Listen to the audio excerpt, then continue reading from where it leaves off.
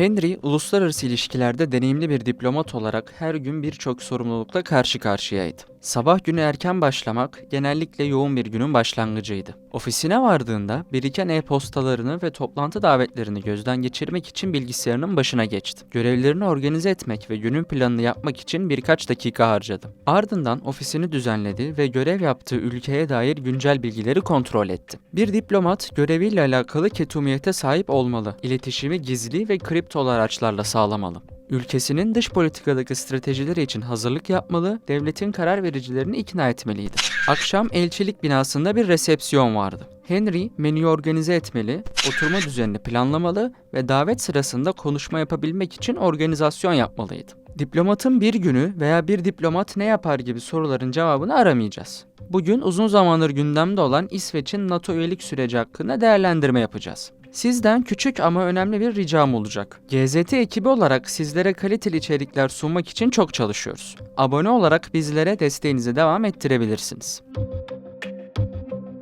Hazırsanız başlayalım.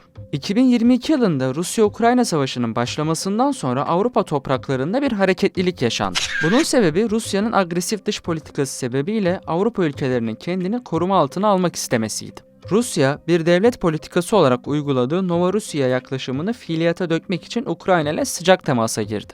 Bu yaklaşımın geçmişi Turuncu Devrim dönemine dayanıyor. Gösterilerin topraklarına sıçramasından çekinen Rusya karar vericileri Ukrayna'nın batısında Kharkiv, Luhansk, Donetsk, Kherson, Mykolaiv ve Odessa'yı kapsayan bir tampon devlet kurulması fikrini ileri sürdü. 2013 yılındaki Ukrayna hükümetinin AB ile ortaklık anlaşmasını askıya almasından sonra yeni protestolar ülkede baş gösterdi. Ukrayna milliyetçileri olarak isimlendirilen gruplar Rusya yanlısı Viktor Yanukovych aleyhinde gösteriler düzenledi. Rusya 2014 yılında Ukrayna'daki iç karışıklıktan istifade edip Kırım'ı ilhak etti. А также ратифицировать подготовленный для подписания договор о вхождении Республики Крым и города Севастополь в Российскую Федерацию. Не сомневаюсь в вашей поддержке. 2022'de başlayan savaş sürerken 23-27 Eylül tarihlerinde Donetsk, Luhansk, Kherson ve Zaporijya bölgelerinde ilhak referandumu yapıldı. Çıkan sonuca göre bu bölgeler Rusya'ya katılacaktı. Ancak fiili ilhaktan başka bir gelişme yaşanmadı. Ne Ukrayna ne de dünyanın diğer devletleri bu hamleyi tanımadı. Rusya sadece Ukrayna ile değil, bazı Avrupa ülkeleriyle de sorun yaşıyordu. Bunların başında İsveç ve Finlandiya geliyor. Aralık 2021'de Rusya Dışişleri Bakanlığı'nın Finlandiya ve İsveç'in NATO'ya üye olmaması konusunda tenkit etmesi, iki ülkede NATO'ya katılımın hızlıca gerçekleştirilmesine yönelik bir atmosfer oluşturdu. Rusya'nın Finlandiya Dışişleri Bakanlığı'na ait IT ağlarına yönelik casusluk faaliyetleri yürüttüğü iddia edilmişti. Finlandiya, bağımsız olduğundan günümüze kadar hem Batı hem de Rusya ile iyi ilişkiler tesis etmeye gayret etti. Geçmişteki Finlandizasyon yaklaşımını rafa kaldırdı. Sovyetler Birliği döneminde Finlandiya politikalarını Sovyetlere göre şekillendiriyordu.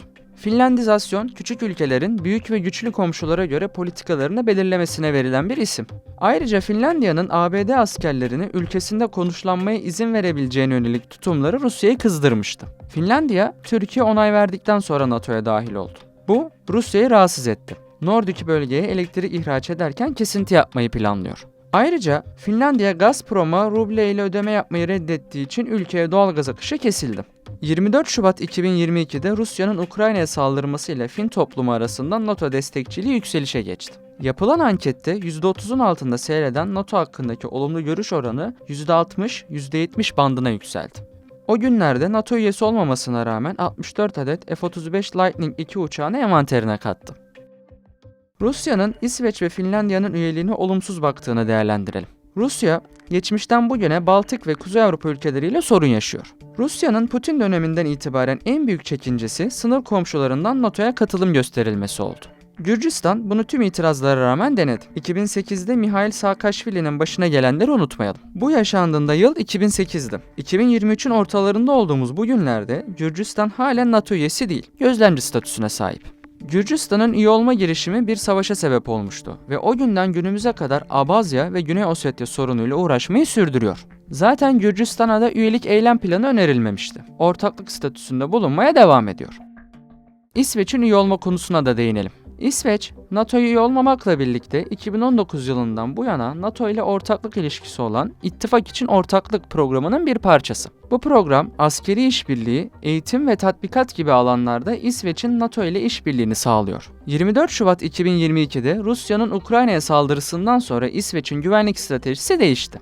Bu sebepten dolayı NATO üyeliği ülke içerisinde yüksek sesle tartışıldı ve hükümet kararıyla uygulamaya koyuldu. Ayrıca İsveç NATO'ya girmesi halinde 2026'ya kadar savunma harcamalarını gayri safi yurt içi hasılasının %2'sine yükseltmeyi vaat ediyor. İsveç ile birlikte Finlandiya'da NATO'ya katılmak için resmi başvuru yapmıştı. NATO açık kapı politikası uyguluyor. Bu yaklaşım ittifakın kurucu anlaşması olan Kuzey Atlantik Anlaşması'nın 10. maddesine dayanıyor. Bu maddeye göre kurucu Washington Anlaşması'na taraf olan herhangi bir NATO üyesi, Kuzey Atlantik bölgesinin güvenliğine katkı amacıyla herhangi bir Avrupa ülkesini ittifaka davet edebilir. Ama çok önemli bir noktaya göz ardı etmemek gerekiyor. Bir ülkenin NATO'ya katılabilmesi için oy birliği şartı var. NATO'ya yeni bir üyenin katılım süreci şu şekilde ilerliyor. Önce birliğe girmek isteyen ülke diplomatik bir niyet mektubuyla NATO Genel Merkezi'ne başvuru yapıyor. Bu mektubu ilgili ülkenin NATO nezdinde atadığı büyükelçi NATO Genel Sekreterine iletiyor. Sonra NATO, Washington Anlaşması'na ek katılım protokollerini kaleme alıyor. Bu şekilde ittifakın kurucu anlaşması güncellenmiş oluyor. Bu protokoller tüm NATO ülkeleri tarafından imzalanıyor. Daha sonrasında protokollerin NATO üyeleri tarafından iç onay mekanizmalarından geçirilme süreci işliyor. Bu süreç hükümet kararnameleri ve meclis onayları şeklinde ilerliyor. Tüm ülkeler onay süreçlerini tamamladıktan sonra ABD'ye yeni üyenin katılımının paylaşıldığı protokollerin kabul edildiğine dair nota veriyor.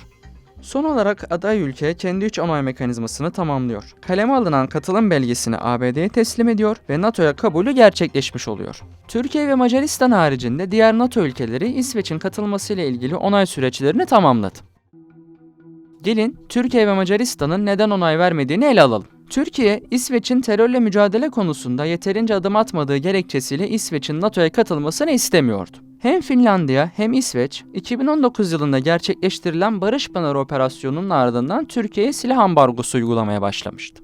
Finlandiya NATO'ya girebilmek için bu tutumunu değiştirdi. Türkiye taleplerini karşılamaya yönelik politikalar uyguladığı için Finlandiya'nın şerhini kaldırdı ve kabul sürecini onayladı. NATO ve ABD, İsveç'in üstüne düşeni yaptığını savunuyor ve Türkiye'ye süreci tasdik etmesine dair baskı kurmaya çalışıyordu. Türkiye, İsveç'in üyeliğini onaylamak için NATO müttefiklerinin Türkiye'ye askeri malzeme ihracatında uygulanan yaptırım ve kısıtlamalara son verilmesi gerektiğini söyledi. Ayrıca İsveç'in PKK ve FETÖ gibi terör örgütlerinin yapılanmasına izin verilmemesini, eleman devşirme ağlarının kısıtlandırılmasını ve mali kaynaklara erişiminin kesilmesini istedi.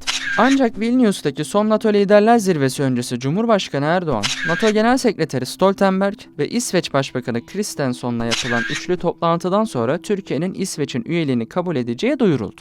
Cumhurbaşkanı Erdoğan sürecin TBMM tarafından yürütüleceğini vurguladı. TBMM'nin tatile girmesi sebebiyle sürecin Ekim ayına kaldığını söyleyebiliriz. Terörle demokrasi ve insanlık yan yana duramaz diyen Erdoğan, İsveç'in NATO'nun temel değerlerinden olan terörle mücadelede güven vermediğini belirtmişti. Türkiye, sokaklarında teröristlerin cirit attığı bir ülkeye nasıl güvenebilir? Terör örgütleriyle arasına mesafe koymayan bir devlet, NATO'ya nasıl katkı yapabilir? İsveç Başbakanı Kristersson, üçlü zirvenin ardından Türkiye ile işbirliğini sürdüreceğini, yeni bir ikili güvenlik diyaloğu kuracaklarını söyledi. Ayrıca İsveç'in Türkiye'ye Madrid'de verdiği taahhütlere uyacağını da ekledi. Macaristan'ın tatilde olan parlamentosunun toplanıp İsveç'in NATO'ya girişini onaylaması bekleniyor. Başbakan Viktor Orban'ın partisi Fidesz, Macaristan parlamentosunda çoğunluğa sahip. Bu yüzden İsveç'in katılım protokolünün Macaristan'da kabul edilirken bir sorun yaşamaması bekleniyor. İsveç'in kabul sürecinin de Finlandiya gibi olması bekleniyor. Önce TBMM tarafından bir kanun teklifiyle İsveç'in Kuzey Atlantik Anlaşması'na dahil olmasına yönelik teklif onaylanacak. Sonrasında Cumhurbaşkanı Erdoğan'ın tasdik etmesiyle beraber resmi gazetede yayınlandıktan sonra İsveç, kendilerince düzenlenen katılım belgesini ABD'ye tevdi ettiği gün taraf ülke olarak NATO'ya katılacak. NATO, İsveç'in Gotland adasını kullanmak istiyor. Çünkü NATO, deniz güçlerini kuzeyde konuşlandıracak geniş ve altyapısı hazır bir üsse ihtiyaç duyuyor. Bu ada Baltık Denizi'nin güneyinde, ortada yer alıyor. Geçmişte Rus işgaline maruz kaldı. Soğuk Savaş'ın bitmesinden sonra adadaki askeri tahkimat azaltıldı. 2005'te zorunlu askerlik uygulamasını kaldırmışlardı. Ancak 2014'te Rusya'nın Kırım'ı ilhak etmesi yüzünden İsveç zorunlu askerliği tekrar yürürlüğe koydu ve adadaki askeri varlığını arttırdı. Gotland adası Rusya'nın AB bölgesindeki tek toprağı olan Kaliningrad'a çok yakın bir konumda. Bir sıcak çatışma halinde bu ada Rusya tarafından açık hedef olarak görülebilir. İsveç, NATO üye olması halinde 200 yıldır sürdürdüğü tarafsızlık politikasından vazgeçmiş olacak. Bu içeriğimizde İsveç'in NATO'ya katılış sürecinden bahsettim. Sözlerimi tamamlamadan önce sizden küçük bir ricam olacak. Sizin bu konu hakkındaki görüşleriniz neler? Yorumlarda belirtmeyi ve bu tarz daha fazla içerik görmek için GZT'ye abone olmayı unutmayın.